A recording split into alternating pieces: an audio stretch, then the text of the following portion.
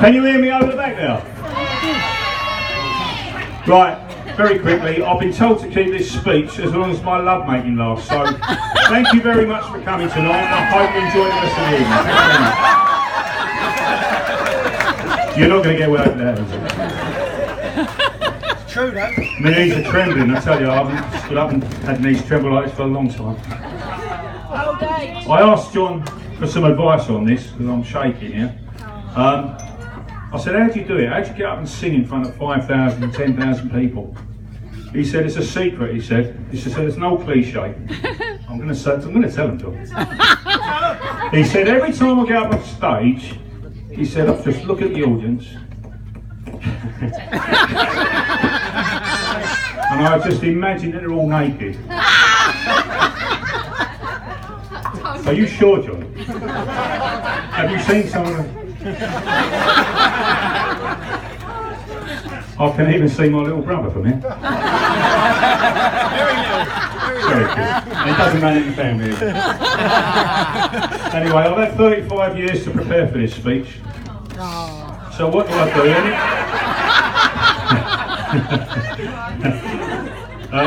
Anyway, anyone that knows me, I'm totally disorganised. So, I went on the internet this morning and I downloaded this at about 11 o'clock. So, without further ado, I'd like to welcome you today to the wedding of my beautiful daughter Dorothy and Mohammed. That's what it says here. I was told not to say that because I might offend people, but I don't know too many Dorothys. Seriously now, I've got this serious. I'd like you to welcome to all to the wedding of my beautiful daughter Louise and lovely John.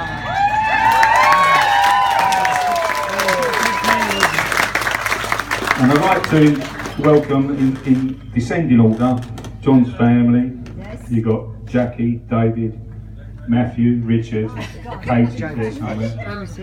And you've got all my family over here, unfortunately. And you've got all your aunts and uncles that have travelled down, and your cousins. You've got some great cousins. No, Louise's got some great cousins. Yeah, damn right. Got some right little shits as well. Did the hazard sing in? I didn't think you was coming. I thought, of course, then you've got your gate crashers and your freeloaders. I forgot to say friends actually before that. Then there's the thieves and the scumbags that are going. They're the West Ham. And last but not least, you've got all those bloody Arsenal fans and West Ham fans you've got in the fire. You know I love you, I'm only joking. Especially Mark. So anyway, John asked me the secret of my long marriage to this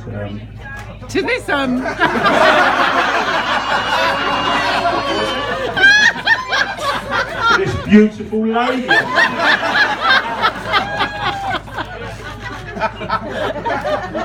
I lost where I was now.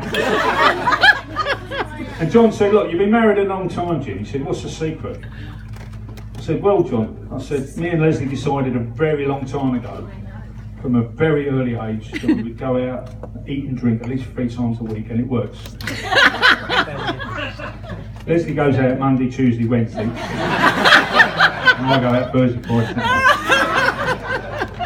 Saturday. Seriously though, I honestly think it's about humour, and joking and laughing together. Yeah.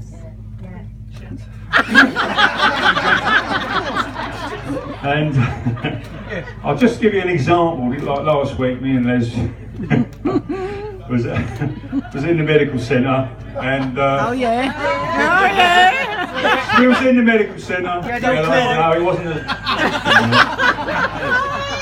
It was packed out, and she said to me quite loudly, "Jim, I can't stop doing those silent but violent farts." I said, Leslie, for God's sake, switch your hearing angle.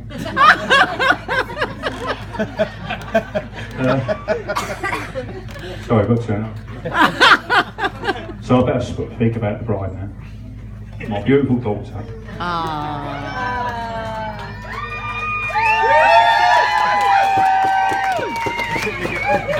35 years ago, on May 24th. Sorry, I said I've reminded everyone about your birthday. 35 years ago, I actually missed the birth of my beautiful daughter. Oh, that's terrible. She never fails to remind me. So I'm going to tell you all what happened. Spurs were at home to Luca. And that's not true, that was a joke. The truth was, I took Leslie down to the hospital at the old King George Maternity Hospital. Anyone?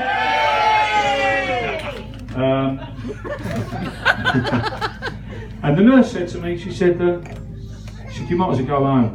She said, and put your feet up and have a cup of tea. Yeah. I mean, you girls don't know how hard it is for us. Yeah. Really don't. So I went home and I had the cup of tea and she said to me, you might as well go home, she said, because she's not delighted. I said, well, she doesn't look too happy. But I think she'll be delighted when again. That joke went over all the blokes' heads. Yeah. I'll explain later, Chris. Can't believe you're at the birth. Anyway, I got a phone call about half an hour later. Leslie on the phone, where are you? Where was you? I said, well, the nurse told me to come home for a cover. She said, well, you've got a baby daughter. So I rushed down there. I don't know where Lily is now. But I rushed up there and there was this beautiful girl. And if you want to know what she looks like, just have a look at Lily. Yes. Because that is her double.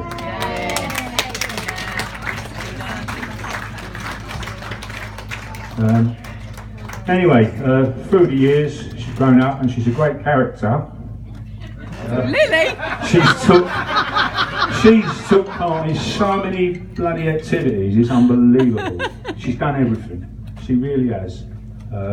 It's too numerous to mention it. But she did karate for a while. And to sum up her spirit, I'm going to tell you a story. She was fighting in a competition.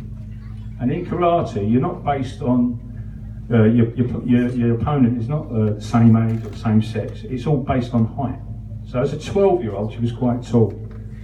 She fought a 16-year-old boy. And he kicked the mum. Go on, Louise. But I tell you what, she stood there and kept going, and she didn't give up. She Good cried on her you. eyes out. Oh. She lost him.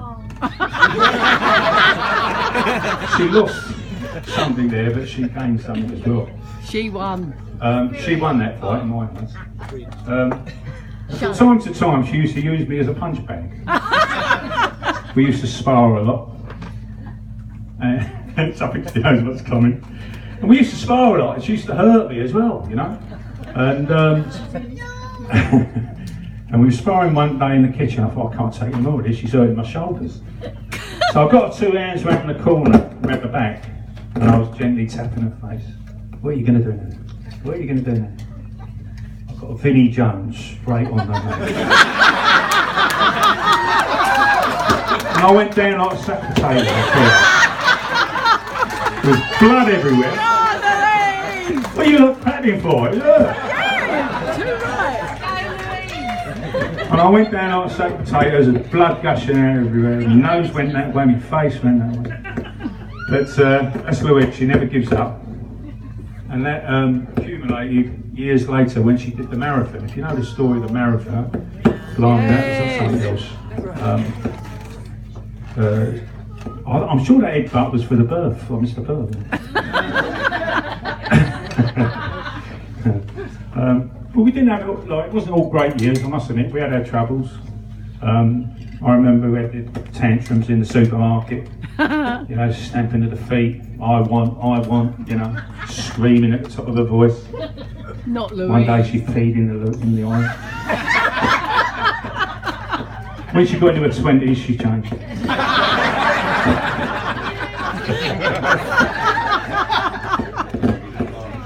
When she did the marathon, I mean, that was amazing what she did there. Yes.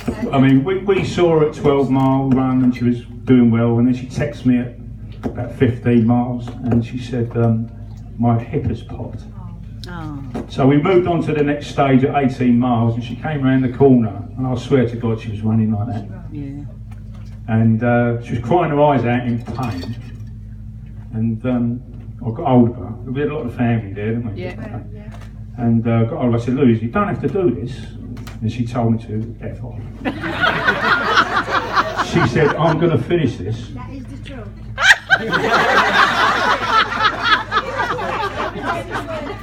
She said, I'm going to finish this race, she said. And she did. I don't know how she did it in so much pain. But I'll take the hat off to you. Yes.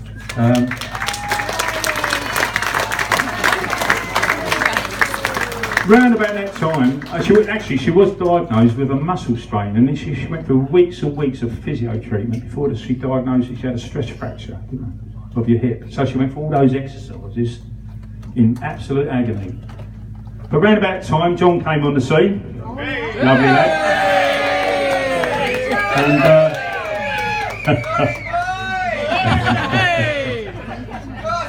first impressions, he's a nice lad. And he, to be honest, it's already been said tonight in the church. The priest said it. He was like brilliant. Like when she had the operation, Yeah. he was superb, and he stood by her and he done everything for her. Yeah. But as I say, the first impressions of him, I thought he was a nice lad, and I thought he was a bit of a glory hunter at first. That was confirmed when he told me he supported United. And I said to him, what do you mean United? What, Scunthorpe United? Torquay United? He said, no, there's only one United. Leeds. I said, John, there's loads of Uniteds. But there's only one Hotspur, mate. Yes! Anyway, he's a lovely boy, John, and I love him to bits. We love it. Yes, John! My family loves him as well. Before I hand you over to the dulcet tones, it's the best description of young Kenny, I'd just like to tell you a story that happened to Louise when she was 13 years old. We decided to give her a little party at home, go out for the evening, leave them by themselves. And I was getting ready. I was upstairs in the bay window getting ready, and I'm looking down, and all her friends were in, 12 years, 13 years of age from school. It was great. And she has got some great friends, and I love them all. And this particular night, I see a couple of lads pull up on their bikes, and they under their coats, and they pulled out 2 big bottles of cider. And I'm sure some of the faces are here tonight. And I was laughing my head off. I must admit, I did laugh my head off. And I said to Leslie, We did that. I said, I can't take them both away. I'll let them have one bottle. So anyway, I went downstairs and I confiscated the bottle of cider off them. And I said, well, you can have that one. We made them a punch as well, didn't we? That night? But it was a weak one, More lethal. I think. And anyway, I took the bottle of cider away. So I thought tonight I would return the bottle of cider. So I'd like Chris Foster to come up here.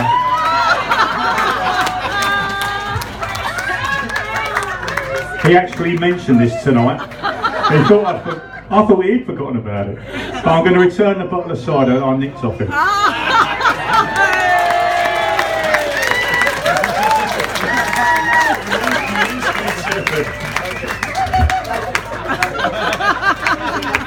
Just check the date, Chris. It's about 22 years old.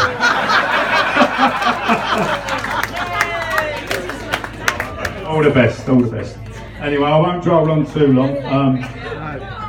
I hope you enjoy the rest of the evening. I'm sorry about the cold. I'm sure we'll warm up later on. Yes, we will. Louise, it's been a pleasure to be your dad. And in the words of Vinnie Jones, I would just say it's been emotional. Thank you very much.